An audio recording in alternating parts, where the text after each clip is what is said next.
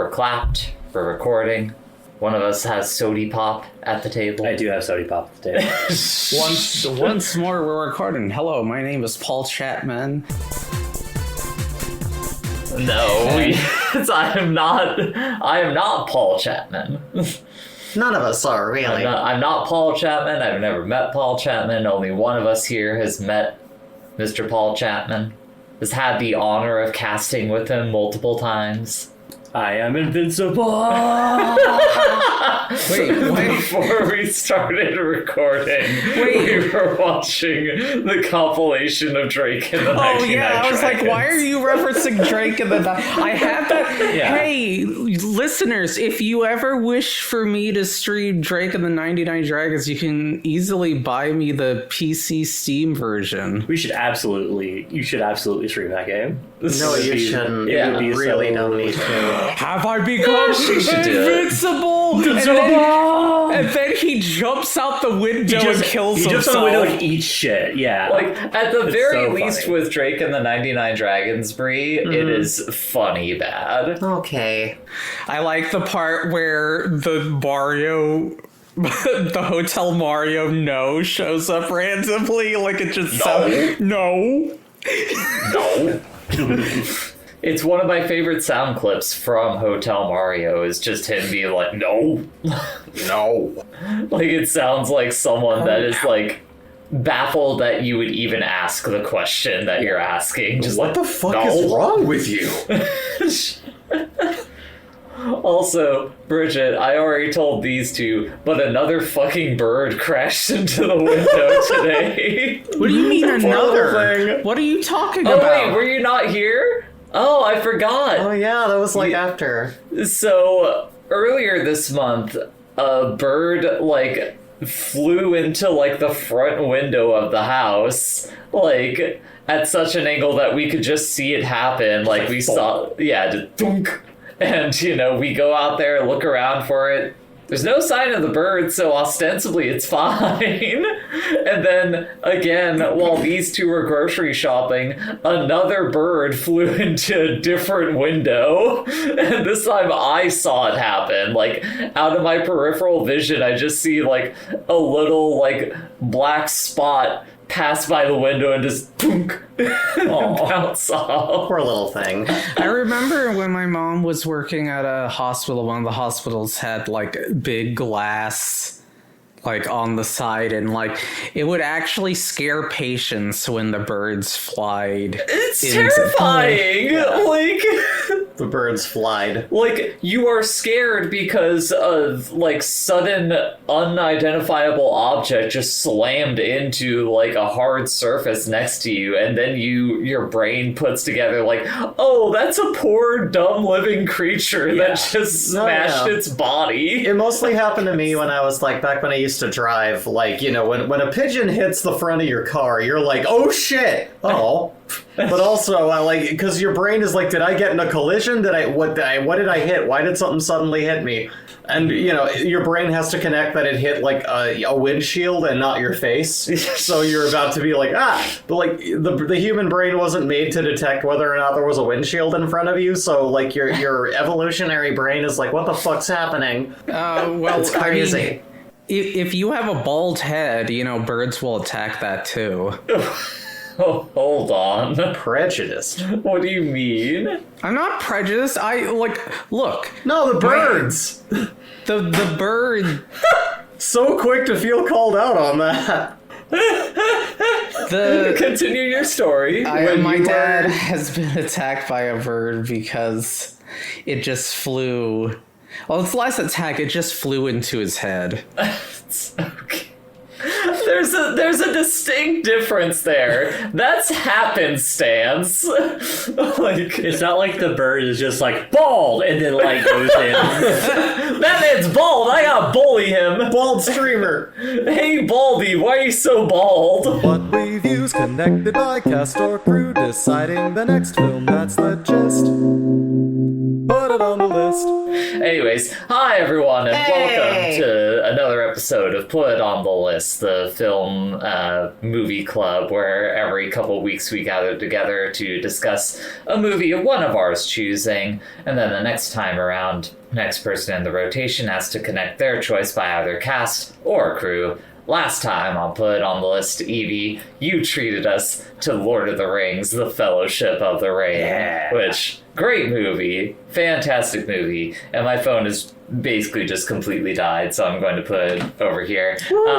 And Bree connected us over to Jennifer's Body, which is also a wonderful film, It's I quite must the say. something. AKA the Ballad of Bimbo Baggins. Are you talking about Fellowship of the Ring, or are you talking about Jennifer's Body? You have to guess on that one. Needy does go there and back again. There being an asylum. of some Mental kind. asylum, yeah. I will say, it's been so long since I'd seen the film that I forgot that, like, she isn't a vampire, but that she is a What's succubus. happening here? But there's a lot of teeth and blood, to be fair. Yeah, there truly is. Yeah, that she's thing is fucking freaking out right now. Yeah, your phone is not. It's It's not okay. She's just an eaten girl. She's not a vampire. She's just eaten. Yeah, she got bitten. She didn't get turned fully into whatever, you know. I think it's implied it's supposed to be a succubi. Yeah, because I feel like they bring that up Yeah. when they're researching, like, what's going on with my friend? What the fuck What's is going on with wrong your her? friend? So it's just like she's some sort of weird demon. Yeah. However, before we get into all that, we didn't introduce ourselves. First person in the rotation, introduce yourself. Hello, it's Bridget. Hello, Bridget. I'm Evie. My name is Bree. And I'm Jay. What's everyone been up to? I've basically not been up to shit, I gotta say. Like, it's been a slow couple of weeks for me in terms of doing stuff outside the podcast and work. Also, what the fuck is that image that I'm seeing behind me? Behind Evie in the group chat. The thing you posted there. What is that berries and cream ass motherfucker? You I need you know to do him. this He's present. the conductor from Thomas You don't the know Tank. the conductor from Thomas the Tank Engine? No! I gotta be honest. You no. don't know George Carlin? That's I not mean, I George know- Carlin. I know who George Carlin is. That's just really not a great picture of him. Yeah, I'm trying to read what... That's Tetris, Tetris the Grandmaster 4, the Dark Eye, I think is that logo? Yeah. Why is it that places you could go to on a train are places you wouldn't want to visit in the first place? Is he actually voiced by George Carlin, and that's why I you're think saying I've heard that he is, Bridget? but Well, Well, he was Mr. Conductor. yeah, so Yeah. what happened was they brought Thomas the Tank Engine over to the States. Like, there was like a rapper show around it that was like live action, Shining Time Station. No, I see. And there was like a little conductor man who magically would show up and like, you know, hang out with the kids there. And that person was at different times both George Carlin and Ringo Starr. Just so- interchangeably or depending on Weird. season? I think it just depends on the season. Oh, okay. Like, I think after one or the other Yeah, of them it stopped depends. doing it, and so they got a different person. See, now if you're around railroad tracks and a man in a top hat tries to gather up children, you get them far away from that man.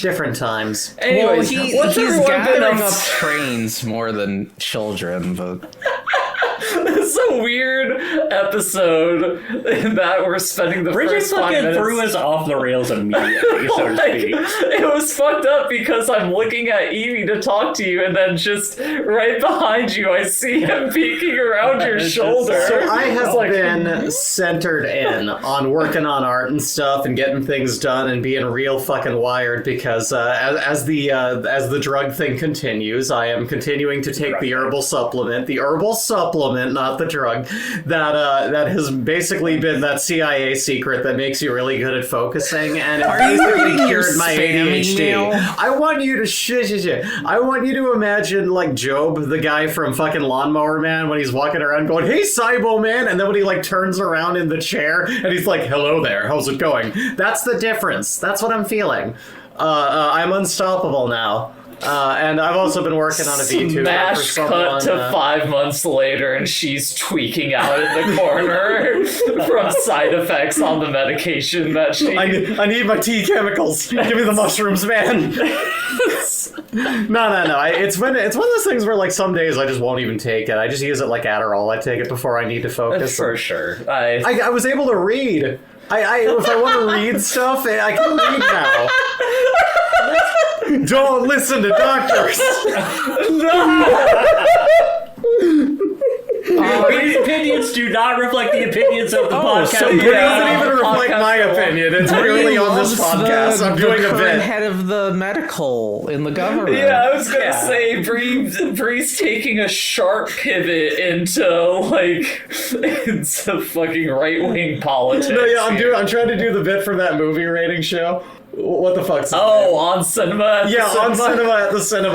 This is that character. You are trying to be the Tim Heidecker character. Tim Heidecker, that's his name. Soon, Bree will be talking about how seed oils are affecting the virality of our nation's youth. And I mean, they aren't not, but again, it's a bit. I'm doing a bit, but I am. My nephew was watching You a dig too greedily and too deep on the bit. You know what you awake by trying to satire these things. My I'm just nephew saying, was if you have Adderall gate kept from you by a shitty doctor, take like a blend of lion's mane and L-theanine with a little bit of coffee. go to your parents' medicine These cabinet. views do not reflect the opinions They of the drink Put It the on Kool-Aid. They Hold reflect podcast. my drink the opinion, but Kool-Aid. my It opinion tastes is not good. has not been evaluated by the FDA. This is such a fucked up way to start this I'm so episode. rancid so far. Oh, Bridget, man. you sounded like you were doing a thing. What were you saying? Oh, I was gonna say today my niece was over, and so she was watching a show called Kif, which I believe is a Disney show, and I was very thrown off by one of the characters just being voiced by Tim Heidecker. Oh, that's I looked at the great. screen and I'm like, what the fuck? What is going on? Why is- What is he doing here? I mean, he is also just an actor. Yeah. It's kind of the thing with Tim Heidecker. Oh my god, this phone is busted. Like, I got my reference pulled up for one of my choices, but like it is not working right now. May I recommend the phone I'm using? I won't do it on here because we're not being paid to. but Boy it's pretty howdy, good. if I had the money to buy a new phone, I sure would. I was actually shown something really cool. You can like slap a battery on here that's magnetic and it just charges it wirelessly. It's really Yeah, cool. there's a lot of phones like that. No, yeah. I didn't know what that was for. Now I do. Wow, incredible. Modern technology. No, yeah. Amazing. It's really great. Well, I mean, here's the thing. Like, I remember like when we first heard about like wireless charging and how it was like 5 years ago. It was like, oh, all right, Rockefeller, you with your $1 billion phone. Suck a dick. Now I have this. And I'm like, oh, cool. I can just do that now. I remember hearing about that in the fancy picture shows. Bree's so susceptible to propaganda. Aren't we all? I'm I mean, curious. we all are. Yeah. It's You're just not how- immune to it. It's just very funny how quickly your opinion changes on it. No, it wasn't an opinion. It was inaccessible at the time. For sure. Anyways, Evie, what have you been up to? I took my cat to get shaved. That sounds more severe than it was. I took him to there's a groomer in the city, and I took him there, and he had a very nice little spa day. He's just. It's so funny. The He was such resplendent a- gentleman. He's such a fluffy little guy normally, but they gave him a line cut, and he looks ridiculous. He is so funny. He's so so tiny. He has a mane. Yeah. That was the thing that was shocking about it, is seeing him and just being like, he's so small He's such a- without he's his just a little hair. guy. So Like, he's already Yeah. small with all the hair that he has, but Yeah. he shrinks like to like 2/3 of his size. giving him the rat tail was doing him dirty. It's really Well, cute. it's supposed to be a lion's tail. Like, they Oh, have right, like yeah, the they have little the- tuft at right. the end. Yeah, like Yeah, they a rat tail is flesh. is like just very thin. Yeah, if they just shaved it all off, then yeah. Okay, I forgot about the tip, but yeah, no, it's just the tip. But no, yeah, it's a really cute look. Yeah, it's adorable. Everyone, Evie, I need you to do me a favor. I need you to minimize your Discord window so I stop seeing the Mr. Conductor peeking over your. He's looking up at you like, no bitches. Like, that's the thing, is I'm trying to look at Evie and engage in conversation, and I keep seeing that fucking man just hanging It's out just black behind books. her. There was a little man in his hair. What? Okay. Anyways, aside from getting Ziggy groomed, Yes. what else have you been up to? I needed to give an update on everyone's favorite fifth or sixth co-host of the podcast. Depending on if you're ranking Bisky above that on just any like- given day. Oh yeah. Yeah, it could go either way. I don't know. I've just been working. That's been pretty good. I finished Power Wash Simulator the other day. Oh nice. You already burned through it, huh? Yeah, well, it's there's like 38 jobs in total, and you work through those on a steady clip, and you get there eventually. It was a real wash. She just powered through it. Yeah, that was pretty good. We went. I recently bought Kill Switch for the original Xbox. Honestly, before this podcast, I was thinking, like, I don't know when Bridget's gonna get on the horn. Maybe I should boot that up and, like, just play a little bit of Kill Switch. Just a little bit of Kill Switch. And also, just like honestly, I've been too loose with my game spending recently because, like, I got Fire Emblem Three Hopes for the Switch. I got the Kingdom Hearts 1 and 2 on Steam were on sale. So I was got meaning to those. ask about that. I keep forgetting to ask you. I looked at it and was like, Evie, are you gonna do it? Am I gonna play? Yes, I don't buy games I don't intend to play. Whether or not I actually play it, that's a different matter. Can't but, wait. Like, I intend to play. I can't wait to get the, like, daily updates from you, like you have for, like, your Trails games, just as you go through Kingdom Hearts, being like, okay, so I got to this thing. Well, I played Kingdom Hearts before, both 1 and 2. Oh, okay. Yeah. So I'm just excited to revisit it. I played everyone. Everyone. I know you did. Yeah, that's great. Sadly. Good job. Everyone. I've only played the important ones. 1, doesn't- 2, no, and no, 3. no. Yep. Yep. There are 4 important ones if you're, like, doing straight you only- mainline. You only need 1 through 3 and you're good. No, you I don't! never played it.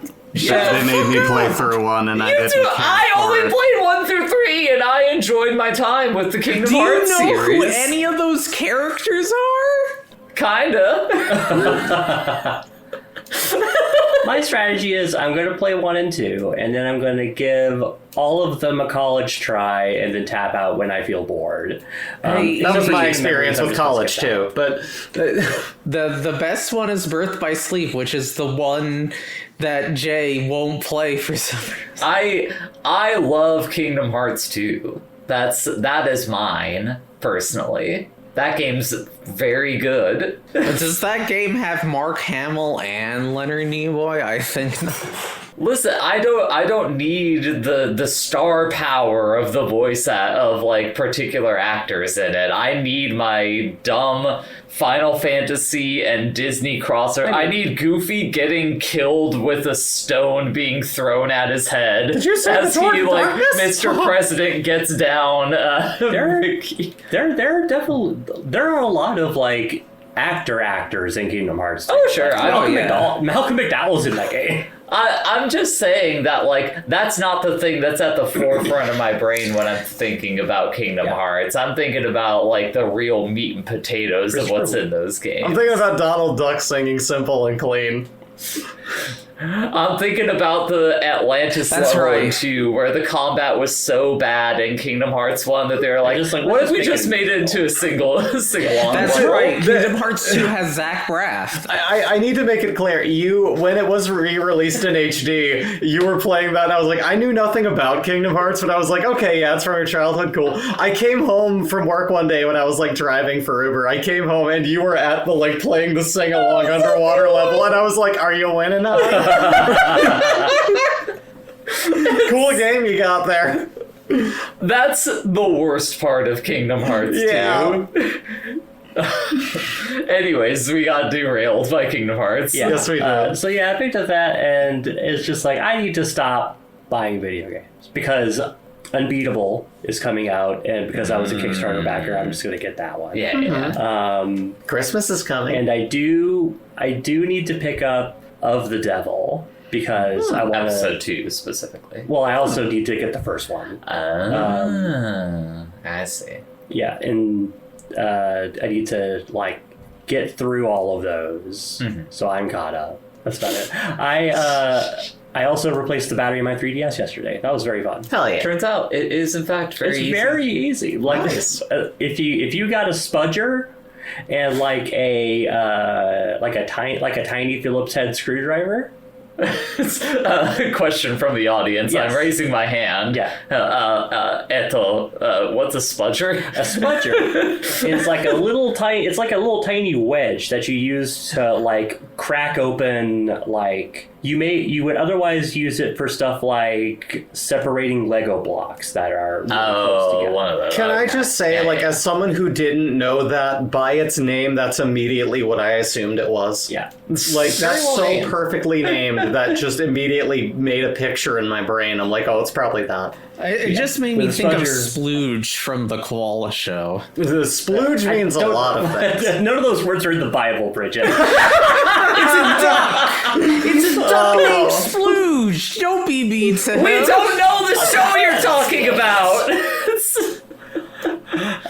Anyways, So I've been tooling around with that as well. So for sure. Yeah, but like the thing for me is most of my free time outside of work, like lately, has just been Straftat. yeah, Like that fucking game is so good. It you looks fun. if you can hear the sound of our voices, you should just download and try Straftat Yeah. because it's really good. It's really, really fun. It's really cool to just walk up to your friends with a pistol and both of you just start point blank You just shooting each shoot. other in the face. Anyway, what Straftat is it is a like fast paced like arena shooter. Yeah. With a very like It's very jank. it's very jank. You would maybe call it like a Euro jank kind of game. Yeah. Nice. Eastern Euros specifically. Yes. And so like it's just like there's never more than 4 players. It's very it is arena shooter. Yeah. And matches are like best of 3 essentially, and like there's 500 levels, and that makes sense because you burn through levels like 5 minutes at a time, basically. Yeah. Like when we're talking arcade, we mean you get a grenade launcher and it goes like dunk, dunk, dunk, dunk, dunk. Unread Quake Faction 2K4 Dog Bark. Bisky the dog barked at something. Yeah, barking at something. But yeah, like we talked about last time, so I don't want to devote too much time to it again. But yeah, You're still enjoying it. yeah, I mean that game's great. That game is really fucking great. There's Bisky still barking at something. There's new Elden Ring DLC or new Night Rain DLC. I'm gonna check on the puppy situation. Okay, for sure. I mean, we're gonna hop into it in a second here. No, I but know. I guess in the editing's for. the meantime, Well, do you want to say it's the Eevee Minute. what I've been up to? I mean, yeah, sure. You can tell us we what just you've go been into up to. what Bridget was up to. What's up? Packing. You what? Packing. Oh, packing. Yay! Pumping my fists excitedly. Yeah. Girl's gonna be moved out here soon. I've also been playing Super Mario Galaxy 2. You've heard of this Mario? I have heard about Mario and his second Galaxy that he got. Mario. How's that game? It's fun. I never played it before. Played the first Galaxy, but now Yoshi P. Koopalingus is here to help the fun. You ever performed Koopalingus? What does Koopalingus partake? That's his last really name. cleaning out a shell with your tongue, like getting in there. Yoshi has all sorts of powers, like he can inflate himself just like a balloon. Fetishes, got it. Just like Lanky Kong? Yeah, just like Lanky Kong. Or Mario. Mario was the original inflator. That's true. Super Mario World, you get that weird balloon power, Yeah, and you go like. balloon. It's an I feel like affliction. that's an accurate representation of what he does. This is such Hold a on. weird episode. This feels like the most bantery, opening. We gotta get into it. I have to say, Yeah, the what's up? music, it's orchestral. It's nice. Whatever. I saw you post about The this. fire flower theme sounds like clown farts in my ear. It is I'm very- so bad. Hold on. It's time for a live reaction to the Mario Galaxy 2 Fire Flower theme.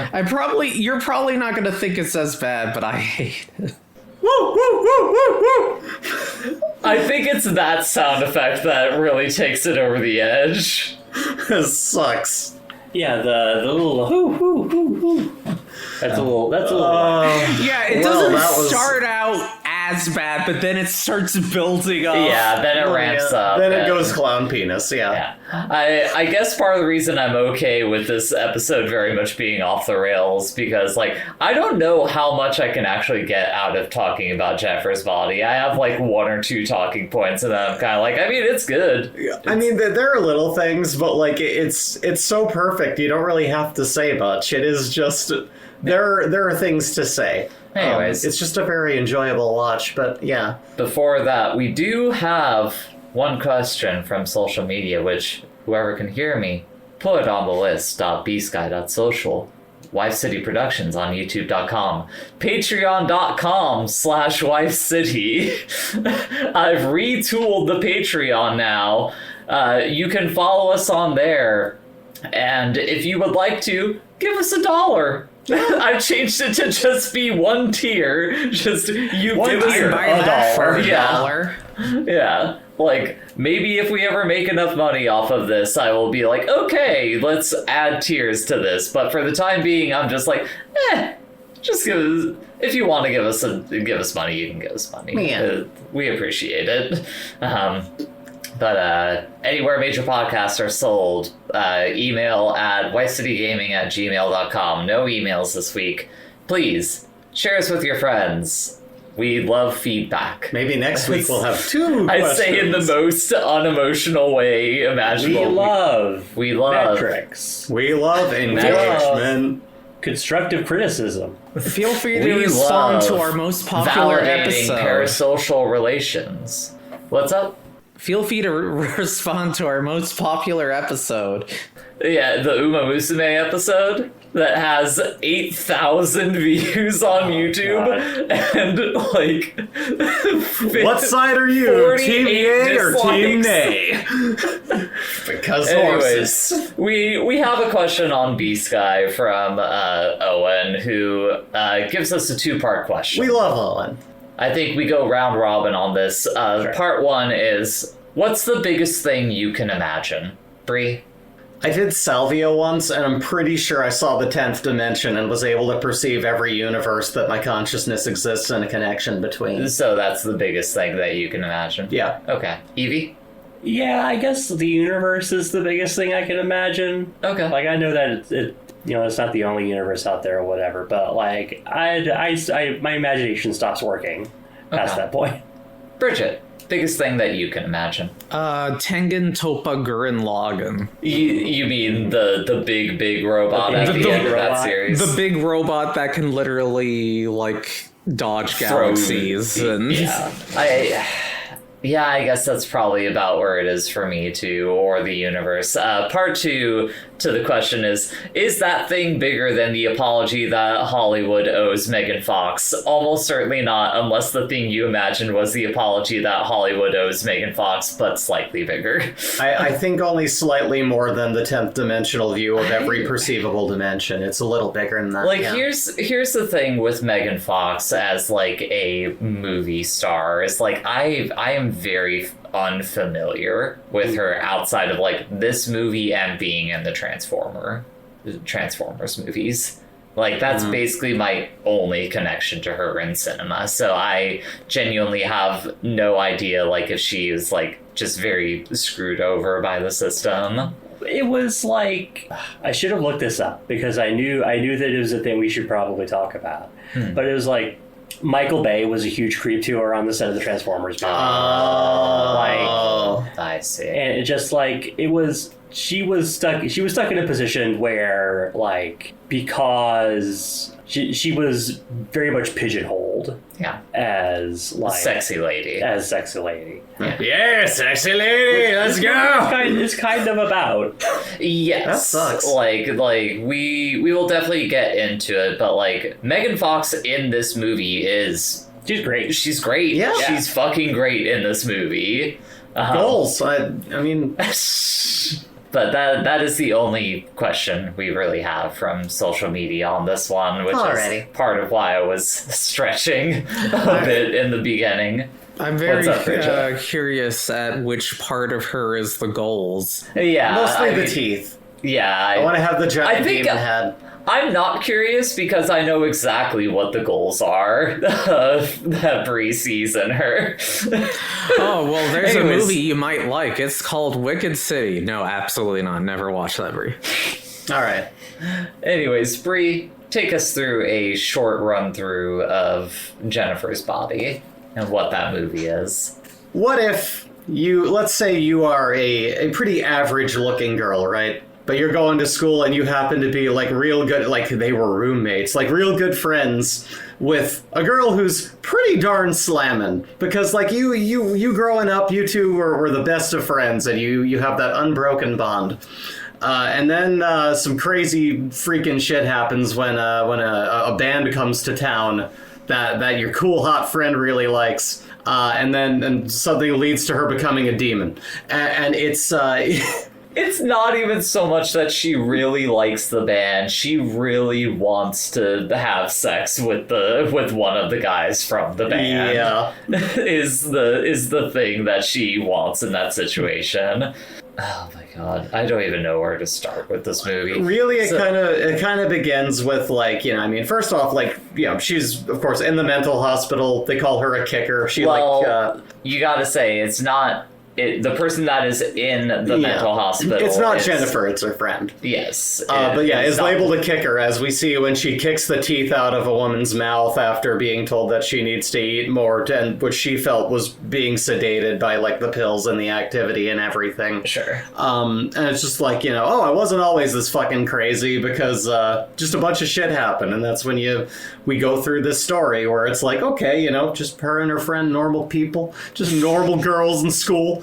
You're really dragging this out for I don't really know where to steer it. Like, it's a weird narrative. Okay, I mean, it's not that weird. It's pretty straightforward. Basically, like, Needy, who is our main character that we are following, is, like, your standard, like, nerd girl in high school. She just so happens to have been, like, childhood friends with kind of, like, the bombshell girl in high school, Jennifer.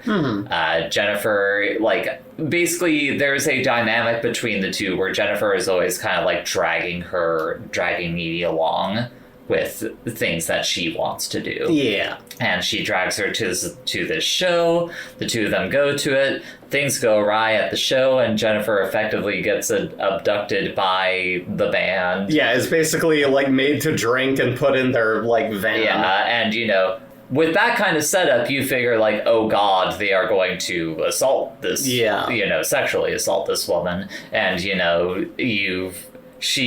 Jennifer comes back, like sneaks into Needy's home and looks real fucked up, and that narrative continues to play in your head of like, oh god, like, what the fuck did they do to her? Yeah, she basically crawls in, is like eating things out of her fridge like an animal, and just vomits up ferrofluid needles. Yeah, and what we end up discovering is that essentially Jennifer has been possessed by a succubus and is now like just feasting on all of the boys at school. Yeah, it's very like quickly and lightly touched on early on that they live in kind of a nothing town, that the only thing they know about is like scientists have put like weird things into this odd water vortex the devil's at the end. kettle. The devil's kettle. There's like a little water vortex that they just like, it all leads into a hole. They don't know where it goes. What does the shitty band keep calling that thing?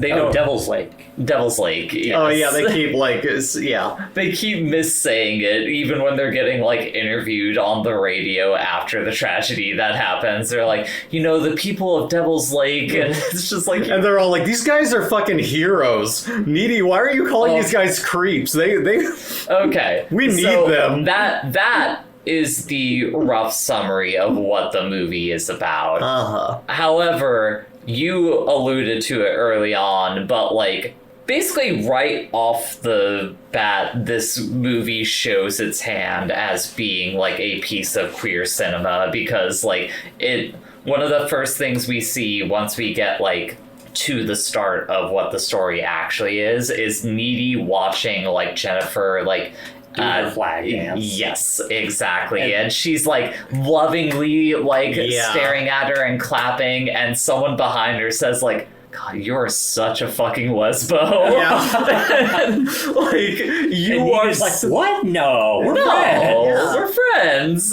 And like over the course of the movie, that like continues to kind of be like pulled away of just like, no, you love her. Yeah, you are in some way or another like a closet case, because Needy also has a boyfriend who is like the most milquetoast high school boy imaginable.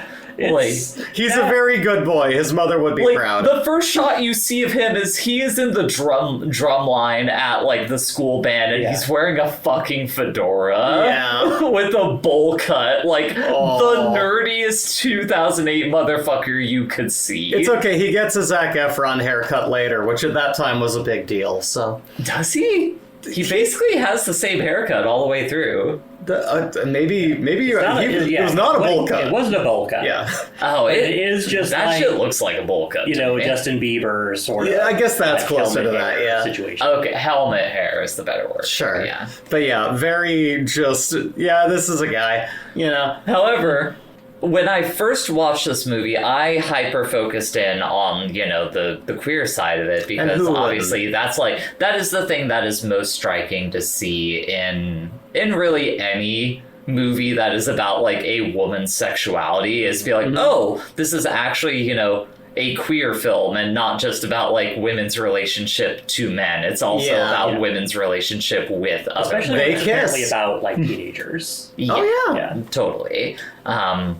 However, the thing that struck me more so with this movie is how much of a piece of post 9/11 like commentary this film is, because what happened, like the big tragedy that happens that kind of like really kicks everything off, is Jennifer takes Needy to see this like shitty indie alt band called Low Shoulder that like is from the big city and is just coming out to the sticks. So she's like, yeah, I really want to see them. Like the lead guy is like really cute. So they go to this shitty bar called Melody Lane, and they're watching the show, and the guys are immediately fucking creeps to Jennifer. And then Needy hears them having a conversation like behind Jennifer's back later, just talking about how they're like, no, yeah, I'm pretty sure she's like a virgin. This is why we come out to small towns like this, is so we can get girls like her. And it's just fucking disgusting. Yes. And then eventually what happens is during their show, some unfortunate electrical thing goes wrong and the building burns down, killing most of the people or at least like a good deal of the people in the barn. Or in the bar. Like, I don't think they ever put an actual number to it, but it's something that, like, it kills a lot of people. Yeah, because specifically it's based on like a real real fire like that. An incident. It was at a nightclub called The Station, where the band Great White was playing, and the place was packed. Yep. And they had some pyro that went off, and it caught something on fire, and then the whole place burned down, and a bunch of people died. Yeah, exactly. And similarly, a whole bunch of people die. We see like people getting crushed under like, the roof coming down. We see people like running out of the building on people fire. Getting stepped on. Yeah, getting trampled. Yeah. But, thankfully Jennifer and Edie managed to get out of the building, but Jennifer is basically catatonic at this point, like from shell shock of seeing that happen. And the band also, unfortunately, happened to survive. And they're like, oh, hey, that show's crazy, right? Hey, you should come with us to our shady van. They basically just sweep her up, shove her in the back of the van, and drive off into the night. And Edie's just like, well, shit. I don't know what happened to her. I think I know why the fire happened. Why do you think the fire happened? It's because the left tower drink was a little bit lower, so the plane didn't hit the... Okay, so this is where the commentary on 9/11 starts, because literally they are in this bar and they are serving commemorative, like, red, white, and blue, like double shot glasses. Shots. That Jennifer makes sure to point out, like, if you don't drink it quick, it just gets kind of brown. Yeah. In there. As with all layered drinks, yeah.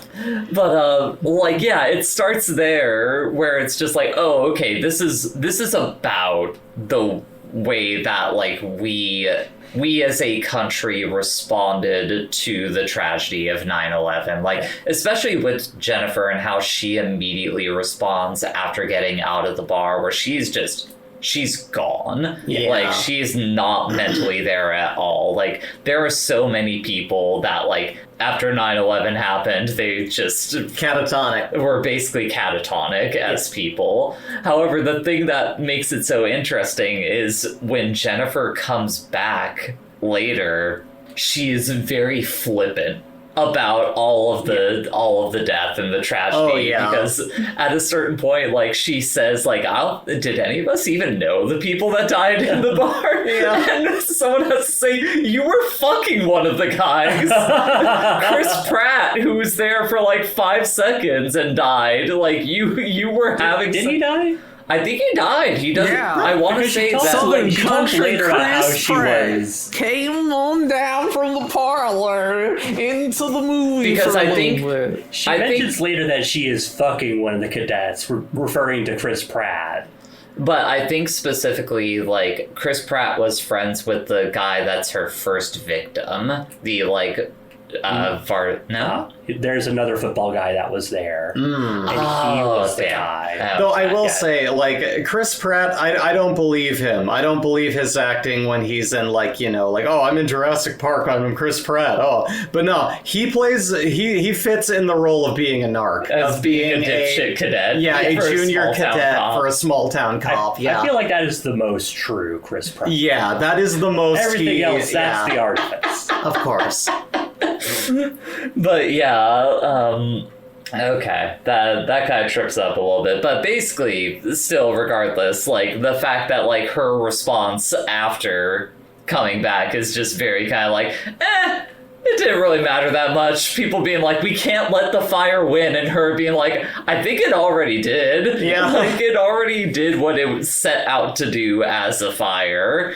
And, like, it points to, like, the way that, like, I feel like at the very least everyone here, like, kind of related to that tragedy, at the very least after a certain amount of time, where like, it happened at the end of the day. Like, I didn't know anyone that was, affected by it. So, like, technically, it didn't really leave anything lasting upon me. It didn't affect There me when is- it was happening. It affected The Lion King too. There is a bit where the teacher played by J.K. Simmons talks about how like 7 students were killed and like a handful of parents or whatever. Yeah. And like the Spanish teacher. Yes. So like presumably people did like know people who were in the fire or like who Yes. died because of the fire, but like the way that sort of grief is then commodified by the shitty band. Yes, specifically afterwards you are hearing like radio interviews where they're talking about like how strong the people of Devil's Lake are. Yeah, the teacher mentions like they're going to give this meager percentage of the sales of the hit that they wrote to help benefit the trees. I like, and of course, of course, why am I doing this with the name of the other girl? Needy? Needy is sitting in class hearing this going, what about the rest of the percentage of that? Like, that they are just squandering while this is going on. And the girl who sits next to her is just like, they're heroes. You it's the shouldn't same be a... girl who called her a lesbian. Yeah, you're being a bitch about this. Which, we like, need them. Yeah, it's like... I guess I talk about the 9/11 stuff because that unlocked the time frame for me, like snapped me back into like that mind state of the time, because we kind of like scoffed when it came up in the movie, but like the band was talking about how they had like a MySpace page and stuff that, and in our day and age we can like we reactively will like scoff at that and be like, whatever, that's dated, it doesn't matter. But like, no, when you are actually in there in that moment, like, no, that was the way that the youth were consuming culture at the time, was through MySpace. And relating to each other as well. Yes, exactly. I really do miss getting I really do miss getting to put like custom background HTML and random videos from Apollo 440 on my page to let people know what I'm all about. But then Facebook came and ruined it and said, "Hey, why don't you get on this thing where all your racist fucking family live?" Okay, that's a complete tirade from what we're actually talking about. MySpace was good. I don't know if MySpace was good. It was. You gotta hand it to him. It was better, but it wasn't good. It was better. Anyway, this is besides the point. So bad. Like, we're supposed to be like locked into the time frame that we're talking about Bridget, here. you were gonna say something. Yeah. Well, I think you were specifically just saying that you didn't relate to like the MySpace side of things. Well, yeah, I didn't use the internet, so... What? Wait, what? In 2008? How do you become you if you weren't on the internet? Oh, in 2008? Like a little. What? I had no friends and I spent all my time on MySpace. What do you mean? There's no way in 2008 you were only using the internet a little. Oh, wait, 2000... Okay, it would have been like 2006 when I started using the internet more. Yeah, exactly. Like, this is a movie that takes place in like the year that it comes out. Yeah. Like, more or less. Like, Well, it is kind of like mid to late 2000s. Sure, Yeah. but it is in that time frame. It's the same time frame as Persona 4, which also has a MySpace joke in it. I don't even remember that. We can't keep getting sidetracked because we're having a hard enough time. Phones peaked at the sidekick, and that's all I'm gonna say. Stop this. Peaked at side talking. What are you talking about? Shut up! We're getting in the zone. We're getting in the zone. No, you're not. You're talking about shit beyond like the actual topic that we're talking about. That's how you know that they got Jay, is when he's just like, shut up! Stop talking about this shit! Quit it! Like, the thing that I was trying to talk about in regards to the band is that also, like, this soundtrack for this movie is fucking littered with, like, mid to late 2000s, like, indie alt-rock bands that, like, made their fucking heyday off of, like, MySpace or, maybe MTV2 at, like, most. And, like, to have to have what is essentially the like objectively evil like party in this movie be those kinds of motherfuckers is very funny. Like that. And that, like, also locked me into that time. Plus, just, like, talking about how much that, like, wave of, like, rock bands, like, just kind of preyed on, like, essentially the next wave of, like, adolescent girls. Yeah. Because, like, you have that with, like, boy bands and stuff like that in the late 90s, early 2000s. But, like, the next thing was, like, scene emo indie alt rock stuff. Like that was like that next thing where like just these girls like hounding over these guys. Oh yeah. There are already examples of dudes like in that industry who took advantage of it. I'm sure there's plenty of others that just have probably not been reported on in that respect. But like it feels very reflective of that reality of the time. Fun fact, the song New Perspective by Panic at the Disco that's in the soundtrack for it, like that was the video for that was just clips of the movie. It was an ad for the movie. Sure. Well, I mean, nah, I don't want to say anything about Brendan Urie and my suspicions. But you can guess what my suspicions about someone like Brendan Urie is. Allegedly. Yeah, allegedly. But yeah, what are you gonna say? Yeah, there's a whole thing where the way that the community in general kind of deals with the aftermath of the fire is just like, it's reflective of like the national kind of like tenor after 9/11, and that it just sort of like adopts this sort of like posture of like resiliency and like, you know, we're gonna get together and we're gonna pull through, while just like obviously bad actors like are just kind of like using it to exploit people and like kind of murder people for their own gain. Yeah, like exactly. It's a pretty striking like kind of like Dichotomy going on. Yeah, facet of the movie that I think is like really, Murder really people cool. specifically. Murdering people because they looked up something on the internet. Well, it's not just they looked up something on the internet. They are explicitly occultists. Like they are Satanists. Like trying to sacrifice a virgin. That ends up being the reason why they were having that conversation about whether or not Jennifer was a virgin, because they were thinking about fucking stabbing her to death with a knife. Yeah. So the Devil's Cuddle. Yeah. Like all of the bands that really made it, but you know, obviously the two bands that they're clearly based off of, like these guys, like that's how they did it. Was they did it back with the devil? So we need to kill this one. What we're saying is that Low Shoulder was definitely on the Epstein flight list. Oh yeah. Yeah, they definitely played at the island. And like a fun thing about this movie is that it's unclear as to whether like the ritual actually worked for them, because like obviously like their career kind of takes off in the aftermath of it, but that could just as easily be just them like pure luck of the situation. Pure luck and like exploiting the conditions that they find themselves in. Right. While like it definitely went wrong in the sense that like Jennifer ends up with a demon inside of her.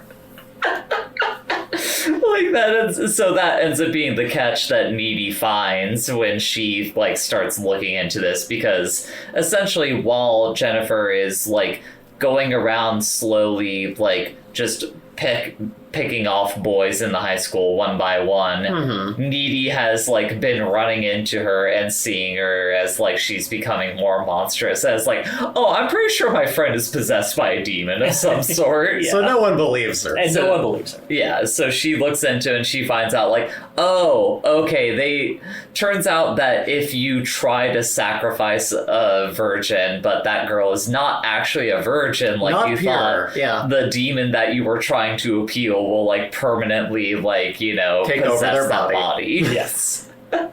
And yeah. But going back to like specifically like the posturing, like the the ways that this relates to like American tragedies specifically. An interesting thing to see in some of the other reviews I would see is like describing it as like post-Columbine, because like I could definitely get how you get that, because it's centered around high school students. It makes sense. There weren't a lot of high school students in the Twin Towers, so you could also kind of make that, these are people we knew in the halls. They're gone now, Like, it makes more sense to draw those two connections, but like the one that like once you start thinking about the exact time period and the way that the characters in this movie respond to it, it makes way more sense as like post 9/11 in particular. I mean, they especially the like reference. profiteering and shit. They literally make reference to 9/11. I feel like the like clashing name drops Operation Enduring Freedom. Yes. Oh yeah. The way that like the different like grieving kind of from like the adults versus the grieving of like their peers and the like kind of clash with one another. Like you have that great scene where like the scene kid like gets ate by Jennifer and like his friends are at the funeral and they're all like emo goth kids who are like waxing poetic about like talking about how he's flying around in the firmament. Yes, and meanwhile his mom is across from him and is just like, shut the fuck up. My son is not flying in the firmament. He's 6 feet under fucking ground right now. When they found him, they said he looked like lasagna with teeth. Yeah. And now, he's just 6 feet in the fucking ground. I have the monopoly on grieving. Yeah, and it's just like, well, no, you don't have the... You don't have the monopoly. Yeah, that's not how this shit works. Fucking bless those kids for them to believe it that hard that they're at a funeral and doing that. Like, that's the thing. Their grieving is just as fucking genuine as the mother's. It's just that, like, the mother feels offended by it because they are not grieving in the way that she thinks they should be grieving. Yeah. Which is a very post 9/11 way of viewing those things. Indeed. But yeah, that's like the biggest thing that I took away from this movie was that whole side of things. Like there's other things that I really appreciated on the second rewatch, which is the sex scene with Needy and her boyfriend. Oh my god. Where like it's interspersed with that scene and the scene where Jennifer is, taking out the emo kid, Colin. And, they keep cutting back and forth. And, like, Needy in the moment is, like, realizing, like, what's happening here. She's, like, seeing visions of, like, the other dead kids at the school. And, like, she's, like, screaming in more of like an emotional agony at like the realization of this. Meanwhile, her boyfriend is porking her and like just thinking like, oh yeah, I'm doing such a good job I'm really slamming it. And when he finally notices that something's wrong, he's just like, am I too big? Am I too big? I got these at the store. It's supposed to feel good for her. Oh my god. I do love the boyfriend character. He's just such a dipshit. Yeah, he has no sex appeal. He's just a very good son. He's just I'm so proud of my little boy. Like he is the perfect kind of character for a closet lesbian to feel het comp towards. Just like, oh yeah, this guy, he's very average, seems nice enough, that this seems like someone that I can settle for, Yeah. He's not gonna make too much of a fuss when I spend all my time with my hot friend instead of him. Oh god, I'm trying to think of like where there's what's the name of Patrick's voice actor? I always Bill Fagerbacky. Yes, the moment Patrick showing us. Oh my god. The first kid that we see die as a result of Jennifer is like this the most thumb like football jock imaginable. Also, now that we're bringing that up, I need to mention one of the top 3 fucking scenes in this movie. Drone shot to the football player. Just long zoom into him as he's standing there morose. 1,000-mile stare on that fucking kid. It's so losing funny. his friend off the team, just like...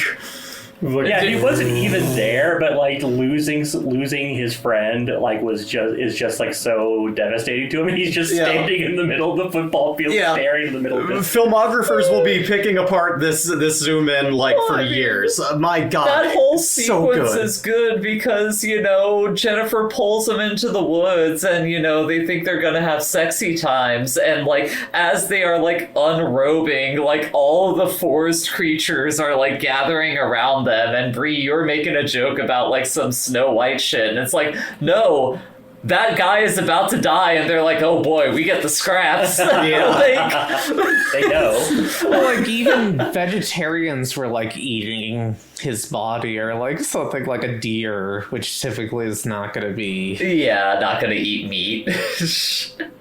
Satanic deer. So I assume you have a list of top 3 scenes from the movie. Yeah, I will list them as we run into them. Actually, you know what? One happened earlier, so I do need to mention it. The other one is just like, I love the scene where, like, as they're talking about how, like, everyone's grieving, but Jennifer seems to be doing fine in all of this. She's, like, walking down this dark blue desaturated hall where everyone is morose, and she's just beaming. Yes. Yeah. Well, that's part of the succubi thing that we haven't mentioned is, like, she makes a point to tell Amity that whenever she's full, she's, like, she feels and looks better than she ever has in her life.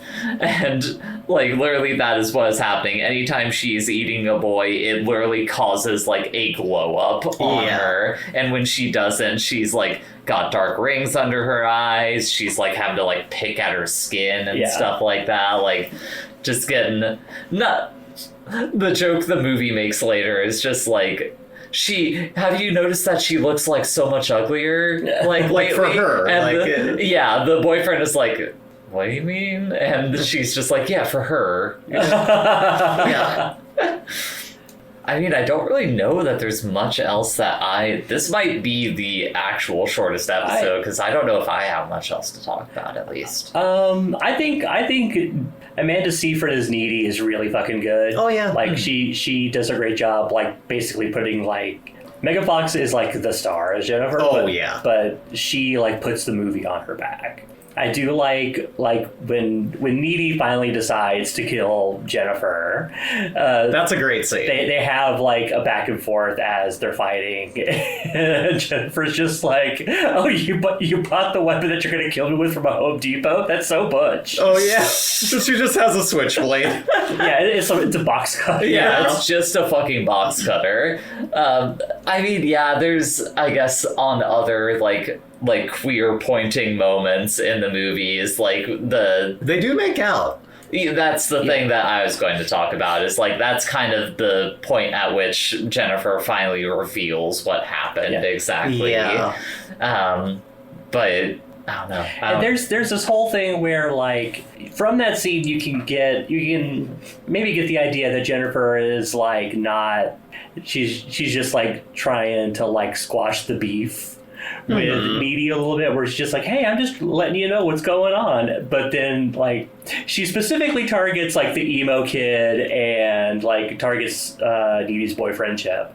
Like, it's clear that, like, she's eliminating the competition, effectively. Yeah, like, where it's never explicitly said, but she's targeting the guys around Needy. Yes, exactly. And, like, you even get, like, flashbacks of the two of them as kids, and they're, like, playing house with one another. Yeah. Like, they would play boyfriend and girlfriend with each other, and it's like, these fucking girls were so gay. Like, the only way she gets the up on her, like, when they're fighting and floating around in her bedroom, where in the scene where she has to kill her, is she, like, rips off her, like, little friendship necklace. Yeah. And like, she just de-elevates and falls down onto the bed from that, and then she just stabs her right through the fucking heart. It's like, oh man. Oh, it's cinema. We used to make movies. I mean, it's a great moment. I mean, I think every moment that there's a reprieve of Through the Trees is so funny, because that's the song that Low Shoulder plays at the Melody Lane concert. Yeah. And, like, just for some reason like becomes like the anthem of like grieving in this city for that tragedy, which is fucking weird. Yeah. Like, you would think that no one would ever want to hear that ever again. Well, I mean, again, the 9/11 comparison. That's why this movie comes out like the perfect time, because it is just separated. It's just far enough that it sort of reflects that moment in a way that you can look at it and be like, that was weird. Yeah, Where were you weird. when Melody Lane burned down? Yeah, we were making like commemorative things for like this fucking tragedy that happened. Don't forget to get this minted coin with these We buildings. changed the name of French fries to Freedom Fries. That was a real thing that happened in American history. I'm sorry. France didn't even do anything. Well, that's the issue. They didn't agree. Yeah, they with didn't us sign on the president's warmongering. Ah, boo. Yes. I'm sorry, Bridget. I was yelling over you. What were you saying? Hooters remembers. Yeah, exactly. Like, just this disgusting fucking exploitation of this thing that happened to real people in the world. Yeah, and like the fact that it's like they're clearly like holding on to it like months later. Oh, yeah. Like, and it's not the sort of thing where like you would think that they would want to kind of move past it and maybe not like make it the centerpiece of like their high school dance or whatever. Yeah. But no, they not do the that. whole world we live in. And then at that dance, the band plays a different song, which when you get the reveal of like the sacrifice that they ritualistically did with Jennifer, the fucking singer, who is basically he's played by Adam Brody, and he is more or less just doing like a perfect like Brandon Flowers from The Killers like impersonation, like from costume to design to like mannerisms on the stage. Like, he is that dude. He says he wants the band to be as big as Maroon 5. Oh my god, right? Yeah. But the detail that struck me is he says like, oh, we'll write a song for you after you go. Like, while they were planning to kill her, they tell her, oh, don't worry, we'll write a song about you. And there's like a fucked up gag where like before they kill her, they started singing like Jesse's Girl or Jenny 86753. Yeah, they start singing that, and as soon as they get to the drop, they start like stabbing her. But anyways, you get to the school dance, and the new song that they're playing is all about like how this person is gone, but we're still here. Like, just really like rubbing it in. Not just rubbing it in, but pointing to like the self-centered nature that like so many artists who like were really capitalizing on like that 9/11 fever of the time like approach things with, where it was just like, no, all these people, they're dead, but we're still here, we're still like persevering amongst all this. Yeah, like for all of the indie rock stuff, like this movie reminded me so much of like the wave of post 9/11 like country music that was just like, have you forgotten? Yeah. Where were you when Melody Lane burned down? That's what I'm saying. Like, it really does have that about it. It does. Yeah. Oh man, I don't know how much more I have to really rattle on about personally. Does anyone else have other things they really want to touch on? It's kind of really fucked up what happens to the foreign exchange student. Oh, yeah, 100%. The actual first victim, as it turned out. If I want to put on my, like, really pretentious, like, fucking analysis hat, you could basically say, like, how reflective that is of the way that, people of color or, like, foreign really people. Not even just foreign people, but like literally people living in foreign lands were just kind of, off screen, like just fucking killed by the American power structure. Well, I think I think you could read that element into it, but also I do think it is just like I think that is a bad thing about this movie, how that character is like Sure. the only brown character in the movie, basically. Yeah. And also does not have a line, does not ever speak. Yeah, he literally, Jennifer is like asking him questions, and he just like shakes his head. Yes, Oh yes. yeah. Yeah. Like it is. I think that is filmmaking in 2009 in a way that sucks. Yeah, that's fair. Whether it was intentional I or mean- not, you can read a lot of meaning into it. There's that, and of course there's slurs. Well, Oh, yeah. I mean, again, it's 2008, baby. We're on MySpace. We're teenagers. So all we have is Hey, being edgy hey. to carve out who we What? are as a human We being. watch Congo. That don't have slurs. I know. I Yeah, don't want to make excuses. Congo first. isn't about teenagers in school, though. that. There are a lot of like fun variation. Like they get to have their cake and eat it too by saying the R word without saying the R word. Oh yeah. I think it is. I think we should talk for a minute about like who made the movie. Oh yeah. It was directed by Karyn Kusama. Karyn Kusama. And written by Diablo Cody. Diablo Cody being like the writer of a bunch of different movies, including Juno and Young Adult. I looked at her filmography, and one of the more recent films she wrote is called Lisa Frankenstein, Oh yeah, I think I heard about which that one. supposedly takes place in quote unquote the same universe as Jennifer's Body. Interesting. Wow, yeah. But that is kind of funny. Sure. Karyn Kusama, her most recent thing is she is a director on Yellow Jackets, the TV show, and is a major creative part of that. I guess another probably important thing to point out with her in particular is like, I'm not sure if this is immediately after, but this is at the very least after the Aeon Flux movie. Yes, yeah. Where like she started directing that, then she had it taken away, and then kind of like unceremoniously given back as like effectively the fall woman for this production. That was a fucking disaster. Yes, Yeah. exactly. As many things involving Aeon Flux is. Yes. Yeah. But yeah, like I think like it's a really interesting. You could tell that this movie was made by, or like the major like creative force behind it, or like two women. Yes. Oh, yeah. 100%. That's And you can kind of, sorry, not to interrupt, Go ahead. interrupt you on it, but like you can see the studio meddling in the way that this movie is advertised versus, what is actually in that movie. Yeah. the advertising was very much like Megan Fox Megan is Fox is hot. hot. Yeah. It's like, no.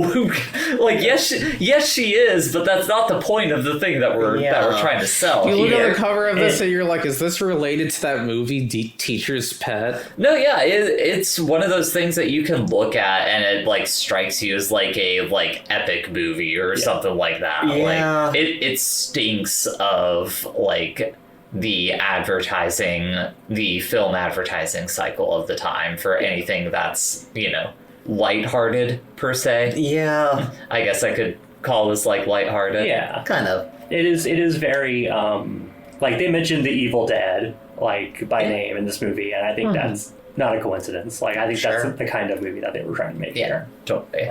Like, especially when you have that scene with Jennifer throwing up like the weird The weird ferrofluid. Yeah. And yeah, like I think to talk about just like the movie itself for a little bit is just like Jennifer is a very sad character. Yeah. Like she's like girl who is given power over people and like kind of saddled with like this additional like condition on her existence that is not explained to her, and she only kind of like innately understands it. Yeah. Like she's like, oh, I just know when I'm hungry, basically. Yeah. When I'm hungry, I turn into a little raccoon and crawl on all fours.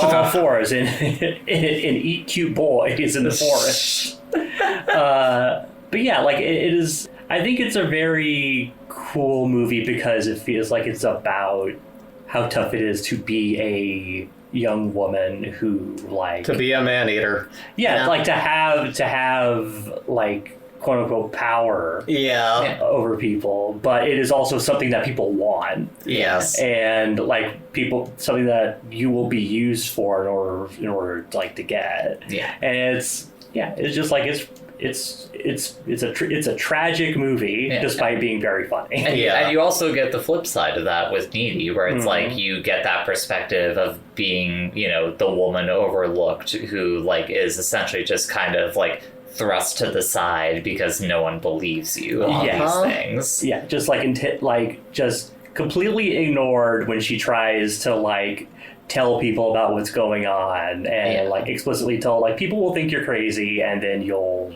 be like dealt with. Yeah, you're an average woman, so you are, for not being hot, you not only will not be taken seriously, you also will not be heard. Like, just... You will literally be thrown into a mental asylum. Yeah, she was. That is the thing that happens, is she kills Jennifer, and, understandably, Jennifer's mom, who we were surprised to find out that Jennifer had a mom in the first place, pops into the room and is like, wait, what the fuck are you doing? What the fuck? But yeah, she gets thrown into a mental asylum, but thankfully she got bit during the encounter and she like psychically floats up and kicks the window out of the... I wonder if the way that whole ending part is like structured makes me wonder if it's just like, if that was originally supposed to be there. Yeah. Like if it was added after focus testing or people something. were like, well, what happens to the band? Well, I will say we specifically watched the extended cut, and there were bits that I don't feel like I remembered from the initial viewing. Like, I don't feel like that opening and ending like was in the movie the first time we watched it. I will say I don't remember. It's been a bit. Yeah. But that does sound like something that might have been the case. Yeah, we'll find that out. But yeah, like I do love that she just goes and slaughters the band that put, the girl through that the whole time. So, there was at least that, You could also just kind of point to how, like, finally confronting Jennifer, is the moment of awakening for her. Yeah. Like, she is in turn freed from, the prison of heterosexuality and goes and kills the band. It's pretty great. It was the second season of Prison Break, but it's okay because society is... Not it's okay, but we find out that society is the real prison that we're breaking free from. Oh, and Lance Henriksen is in this movie, by the way. Oh, right, yeah. He just like shows up at the very end for like 10 seconds. It's like, hey, how's it going? I'm Lance Henriksen. It seems like the ending is there regardless. Okay. That part would make sense, at the very least, like the ending still being in there. Because it would be weird to just have the movie end with, just her stabbing Jennifer, mom coming in and be like, what the fuck? Credits roll. Well, I think, like, my presumption was that it ended with, like, she levitates inside of her cell, and, like, that's where you end the movie. Okay, gotcha. I think, like... The band of it getting killed is cathartic, but it also feels a little neat, I think. Yes, I can agree with that. It feels good to see after they were such piece of shit, but... Honestly, it's one of those things where it's like, Jennifer, you should just really murder those people. I mean, she didn't know where they went to. Like, those guys left town after they did their sacrifice. Didn't they come back, though? Well, they came back eventually, but at that point, she was already in her groove, so she didn't really give a shit who she was going after. And as far as she knows, like, they kind of did her a favor with what they, with the power that they gave her.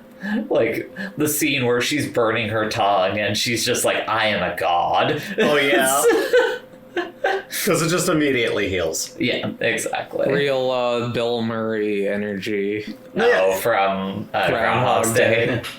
It really kind of I'm goes... a god. I'm not the god, but I. But I am a god. That reminded me of the other scene where, like, when she's explaining to Needy what happened with everything when the band did that, and she was like, now it seems like I can't die. Check this out. And just, like, nonchalantly just carves a fucking huge hole in her all the way down her arm, and then it just heals. Yeah, it's a gnarly visual. Yeah, it's fucking crazy. All right, but hey. I think we might be at the point where we're at final thoughts. Does that sound right? I think so. Okay, well, Bree, what are your final thoughts on this movie? You know, I mean, I'm glad I picked this. It's been a while since I've seen it. I think it still really does hold up. It's a really fun watch, and it is just very gay, and it's very post 9/11, and it's very funny to look back on in so many different ways. But yeah, good queer cinema. Highly recommend. Word. Evie? Yeah, it was a really good watch. It made me want to go back and watch some of the other Diablo Cody movies around that time, like Young Adult. I'm glad I watched it because I was the only one who had not seen it before. Oh yeah. And yeah, it was. I'm glad I did. All right, Bridget. Final thoughts? Oh yeah, it's a good movie, despite some of the questionable things. Language. I mean, I argue if they omitted anything even remotely like that, it would be really not true to its... It would be dishonest. Yeah. If you say so. We don't have to get into that conversation. Yeah. But, yeah, it was a nice movie. The effect of the CG sharp teeth mouth made me think of both the scene where Will Smith does that, and also the scene where the Rat King in The Nutcracker does that. Okay. I'm not familiar, but I will take your word on that. Neither of those things you listed am I familiar with. Anyways, my final thoughts on this movie is that it's really fun. Yeah. Like, it's not my favorite movie that we've watched this cycle, but like it is a like nice fun movie to watch in a group. Hell yeah. Like it's a damn good time, and I can easily recommend it on that front. Mm-hmm. But at this point, it's time for me to make a choice. Oh boy. Wow. And I guess my choice involves a question for all of you. What is the most that you've ever lost in a coin toss? Oh god. Am I the only one who knows what the stakes are here? Yes. Okay. So, I want you all to collectively choose heads or tails. What coin are we flipping? A quarter. Okay, so the head's going to be heavier. More likely to land down by a tiny percentage. I think it's marginal. I will take those That's bets. a marginal benefit, and I would rather go with Bird.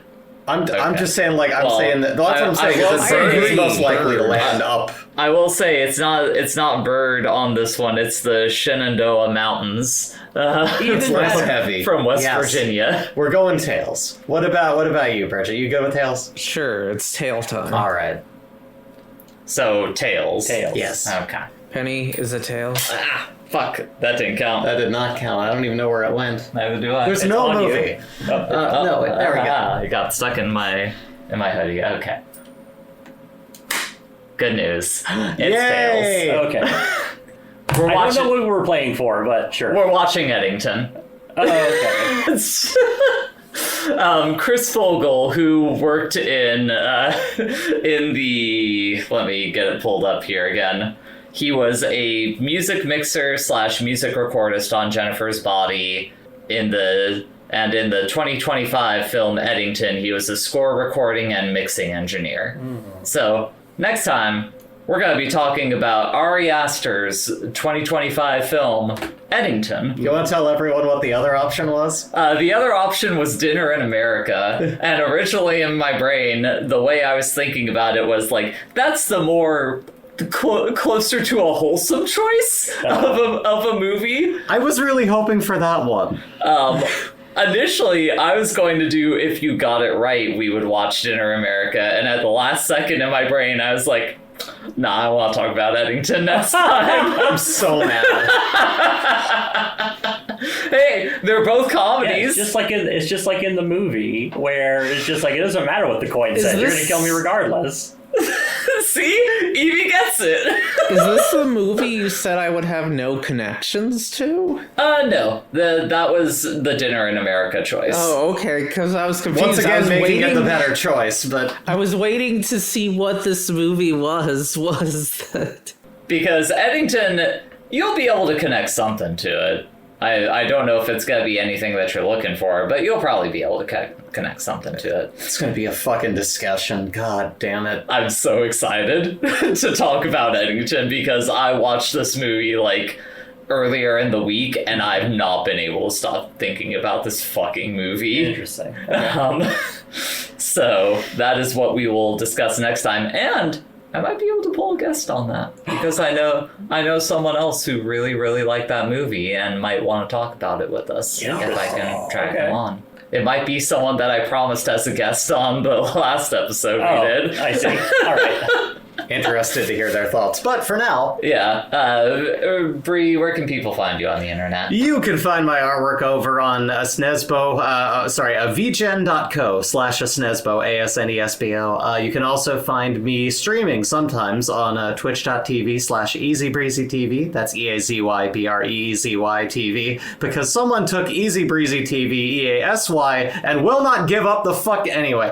But that's me. You can find me there. You can also find me under Nesbo on Blue Sky. I occasionally post, like, things I've drawn, commissions I'm working on, lewds of me. You can find it all there. Evie? Well, no. The order next is Bridget. Oh, sorry. Where can Bridget. people find you online? Bridget. You can find me at... She's already looking up choices. Go